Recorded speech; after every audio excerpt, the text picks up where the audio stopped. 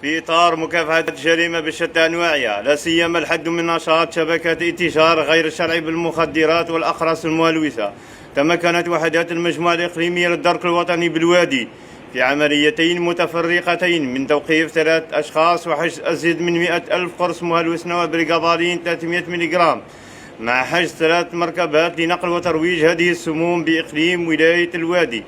العملية الأولى أسفرت عن تفكيك أفراد شبكة إجرامية متكونة من 3 أشخاص مع حجز 7,800 قرص مهلوث نوى بريغابالين 300 ملغ ومركبتين. أما العملية الثانية تم فيها حجز 99,285 قرص مهلوث نوى بريغابالين 300 ملغ ومركبة سياحية.